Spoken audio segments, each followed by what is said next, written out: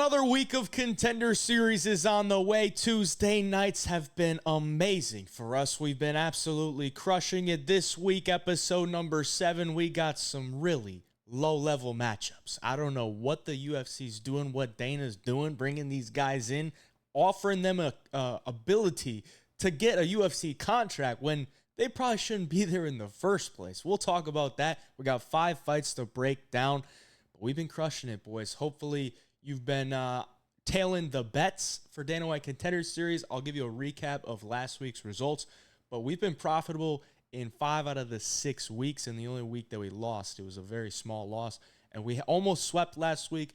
We almost swept the week before that as well, so we've been having a lot of success, so let's try to keep that going. Let's hop right into it. I'll just give you a little bit of a recap of what's going on.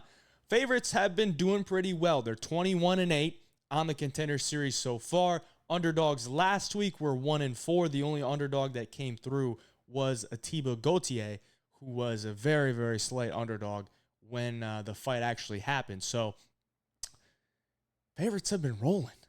And it seems like a lot of these spots are like they're trying to set up one guy just to get a win, to get them into the UFC.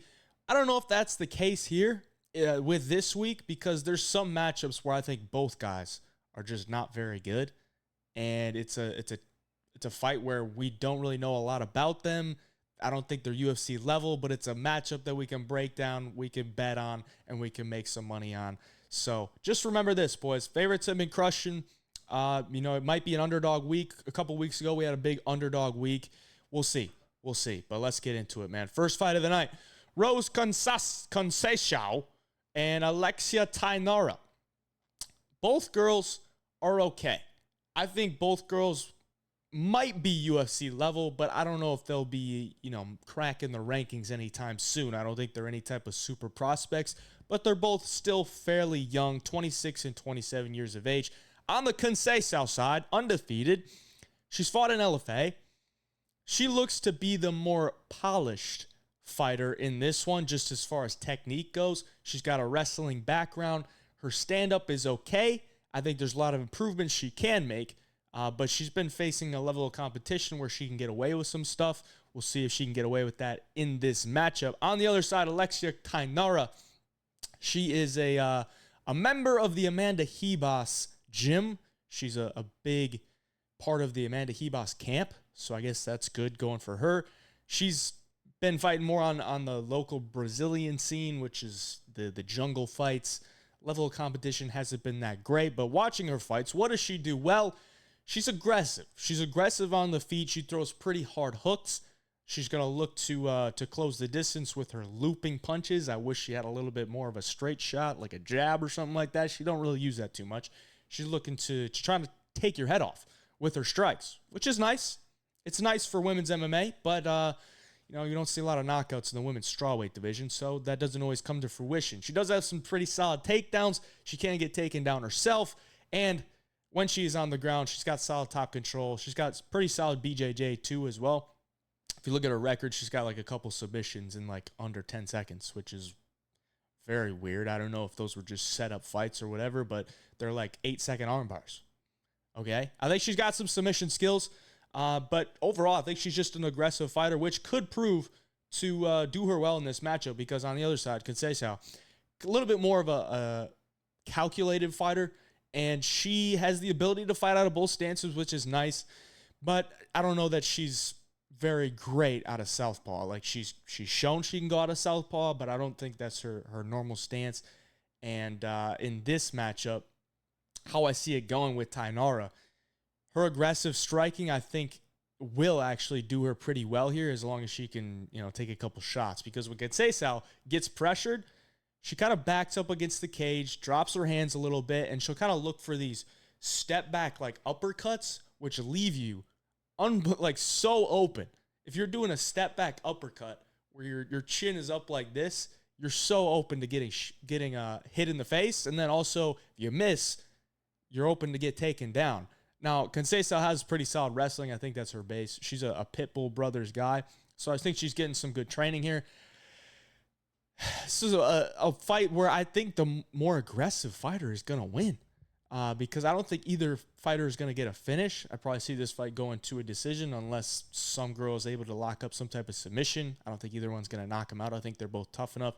I think they're both good enough to not get finished in this one. And I think the aggressor might just be the one that's going to get their hand raised because it's Tuesday nights, man. The Dana wants to see aggression. They want to see somebody going for a finish. And the judges do normally tend to agree with the girl, especially in women's MMA. They like to agree with the girl that's pushing the pace, that's looking for a finish, that's looking to be a little bit more aggressive. I think that might be Alexia Thainara. So I'm going to go with Thainara for a pick.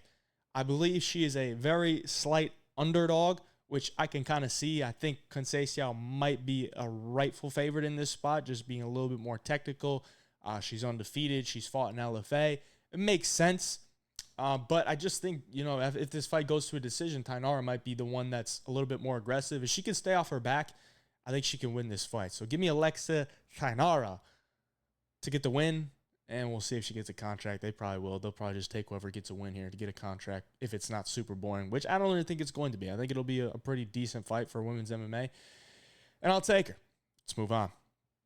We got a really solid matchup here. I love this kid, Kevin Vallejos. If you don't know by now, this dude's only loss is Jean Silva last year on the Contender Series. I went back and watched my breakdown for that fight, which I like to do when you see these guys that we've seen last year or whatever, and I can go back and see what I said about them and what I said about the opponent. I ended up picking Jean Silva in that fight, and Jean Silva was an underdog. The reason I said that was really because I thought Vallejos' level of competition wasn't quite there. He was super young. He was 21 at the time.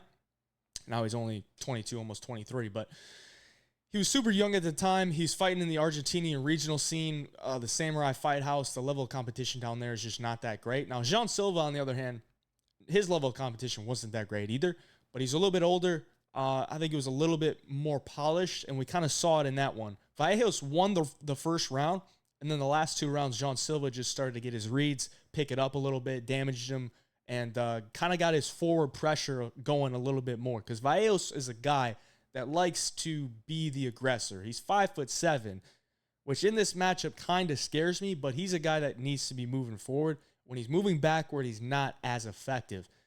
So that's a big thing in this one, because we got Teague on the other side, who's 6 foot. I don't know if he's 6 foot. He could be 5'11", 5'10", but he's a big dude for the division.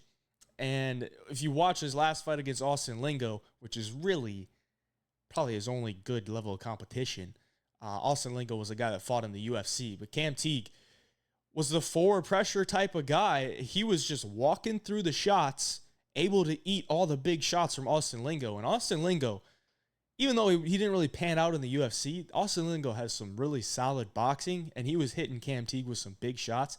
Teague just walked through. Like, he got clipped a couple times and wasn't too phased. Like, you could tell it hit him and it hurt, or it rocked him a little bit, but he was just able to walk through it and just keep moving forward, and ended up getting a round 2 TKO. So Teague, undefeated, mobile Alabama type of guy. I think he's just a hard-nosed guy that I don't know that he's super skilled, but he's durable. He's willing to walk through the punches, and he's willing to bring the fight to you. And being that big, considering he's going to be 5 inches taller, he's probably going to have a reach advantage. I think that's a little scary for the Vallejos side. Now, I think Vallejos is definitely a UFC caliber guy. I think he's probably ready at this point, considering he went toe-to-toe with Jean Silva, gave him a good fight, and we've seen how good Jean Silva has been in the UFC. So I'm going to go with Kevin Vallejos just because I think he's a little bit of a better fighter at this point, and I think he should be able to get a win here over Teague. I believe it'll probably be by decision, maybe a late round KO if he can get his game going, and Teague is just eating shots and shots and shots and shots, and he just eventually wears him down where he can get a late round TKO. But I think Teague is super durable, and I think he should be able to take the shots from Vallejos, and I think Vallejos probably wins this fight by decision, just landing the better shots. His boxing is really nice, really solid overhand right. He'll mix in a left hook to the body, good low kicks, good cardio. Like, I think this guy is definitely UFC caliber. So give me Kevin Vallejos for a pick.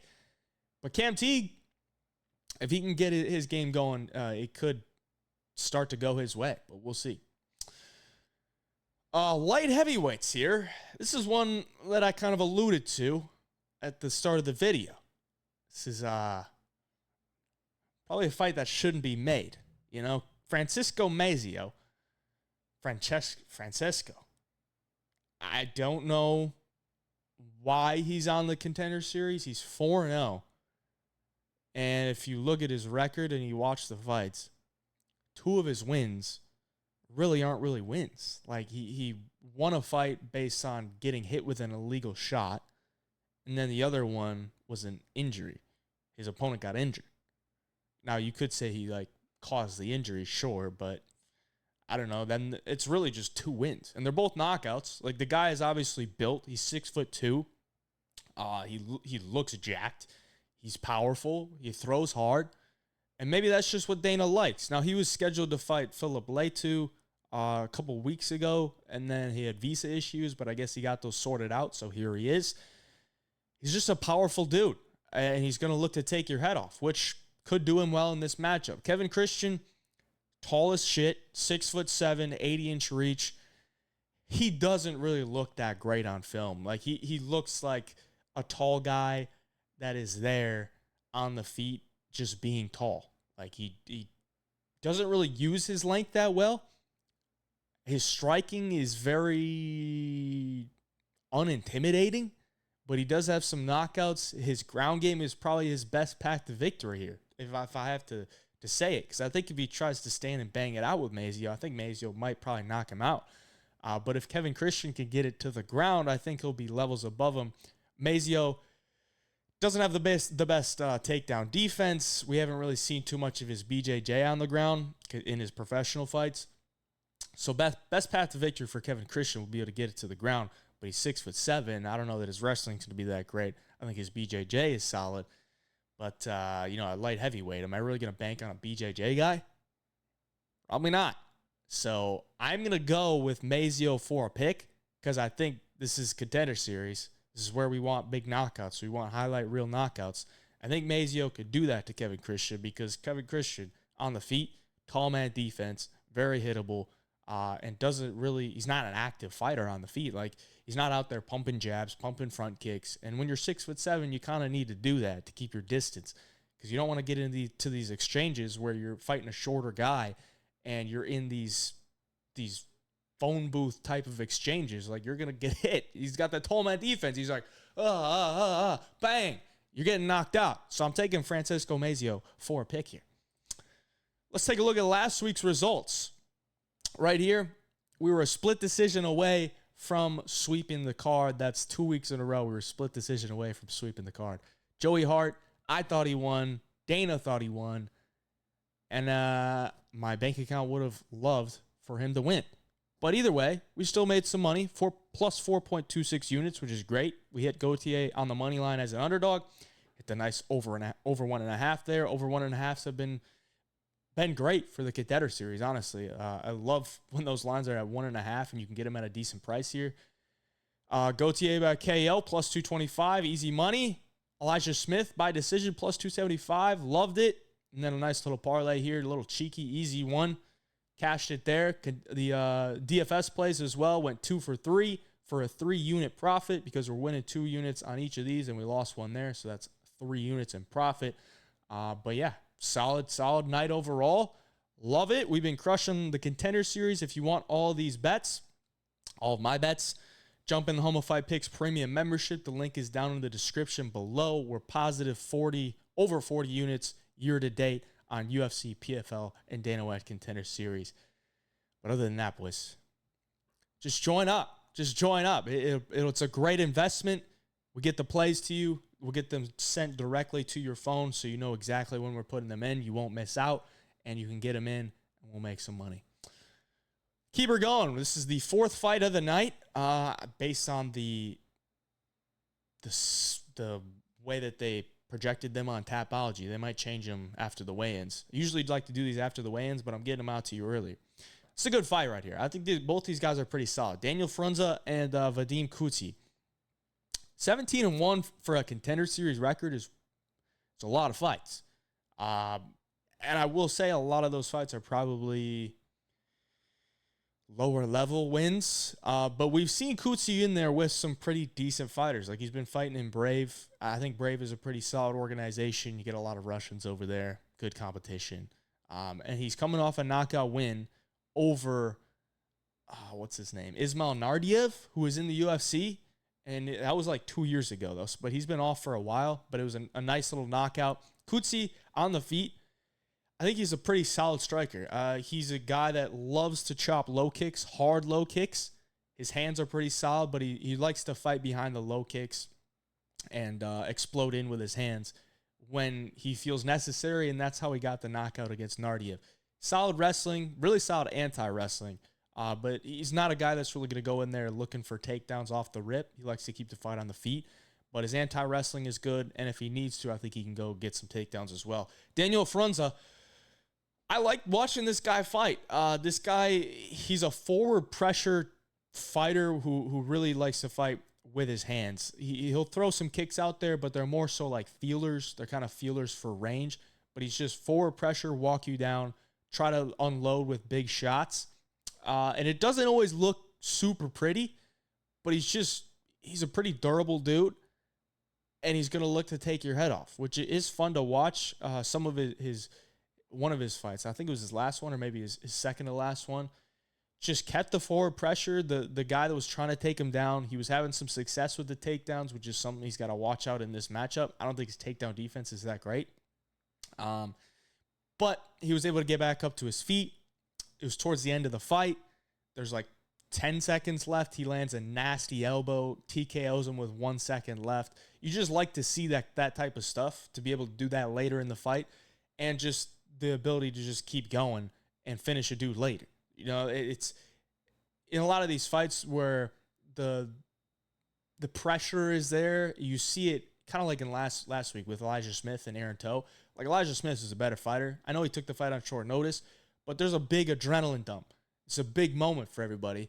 And a lot of these fighters will start to gas out towards the second and the third round because there's so much pressure on the line. They might look good early, but all that gets to them and they start to slow down. So if you have the ability to finish a dude later in the fight, you know, it could be the case for Frunza here if his adrenaline is out the window and he can't finish somebody later. But I just think his forward pressure is going to do him well in this fight. If he can stuff takedowns, I think it's a real toss-up. But on the Kutsyi side, just considering, I think he's a very solid striker, and I think he has the wrestling, the grappling edge in this one.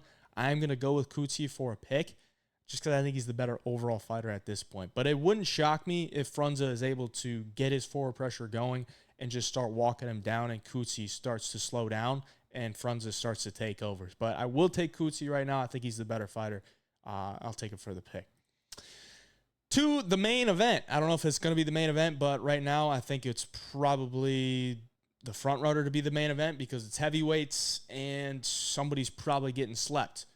Bailey Schoenfelder, 5-0 guy who trains down here in South Florida at Kill Cliff FC. He's a Midwest guy who is a great athlete. He's a wrestler, football player. He looks like he would be a great athlete. Like the dude's 6'3". He's not fat, but he's like super shredded. He doesn't weigh in super heavy, 225. It's pretty low for a heavyweight division, but I think he's just kind of found at heavyweights. He's a little bit faster. He's got good wrestling. He can take him down. And his skill set is probably just a little bit better than a lot of these heavyweights. That's probably why he's sticking to the heavyweight division. In this matchup against Danylo Voievodkin, this Danylo guy, I don't know what to think of this dude. Okay, he's 6-0. You watch his fights. All of them look like they're just not real. Like they can't be real. Like the dude is out there just starching dudes. He's never seen a second round. I don't think he's seen the second minute of a first round. He's just starching dudes off the rip. And you can see like his combinations are pretty solid, but the level of competition is so bad that you don't even know if this shit's real. Like he's starching dudes in 10 seconds. There was one fight where it had to be fixed. It had to be fixed because he he's starching dudes in 10 seconds, and then in that fight, it looked like he was taking it easy on him, takes him down and like hits a submission on him. And this dude's it's a karate guy. Like, you can watch a lot of his karate kickboxing fights on YouTube, but you can't, I mean, you can find a good amount of his MMA fights, but they're all just super short. If you want to watch him at length, you can watch his karate kickboxing fights. And he's a pretty solid karate kickboxing guy. He's like a European champion or whatever. So you know the skills on the feet are there. I don't know that this guy has much of a ground game, considering his background is karate. And I think Bailey Schoenfelder could probably make that known. I think he could probably get takedowns on Danylo and beat him up on the ground. I think he'll probably be a little bit faster. But the problem is with Bailey Schoenfelder, watching some of his fights, man, like, he is super hittable. He's super hittable on the feet, which kind of believes me to think that if he's going to engage on the striking, he's just giving him a chance for Danylo to get a knockout. Because I do think Danylo has some knockout ability, but I don't know that his takedown defense will allow him to. So if Schoenfelder comes into this fight with a grappling heavy game, I think he can win easily. But I don't know that he's going to do that, because if you watch his fights, he kind of plays around with the stand-up a little bit. And he has some power himself, and he has some nice counters, but he doesn't move his head at all. And he's been in some wars. Like that one Bellator fight, I forget who it was against, but he was kind of getting clipped in the first round against that guy, and he was a big favorite in that fight. And his latest fight against Greg Velasco's not a striker at all. He's like a fat BJJ guy. And he was just able to do whatever he wanted to. I mean, he was bigger than him. He has the wrestling to deal with that, and Velasco was just kind of a sitting duck. So for the pick, I'm going to go Bailey Schoenfelder. I think he's the better overall fighter without a doubt. But I think he's a big favorite, and that just scares me. Like, I don't think I would bet on Bailey Schoenfelder on the money line at all.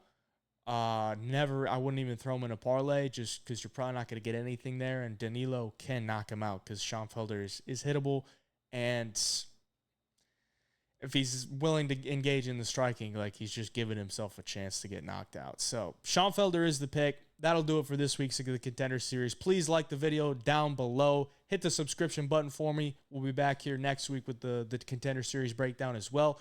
We got the official picks for UFC Paris coming out on Wednesday. Best bets video coming out on Friday. It's going to be a good weekend, or good week, and a good weekend in MMA betting. Appreciate y'all. Till next time, AJ Picks, signing out.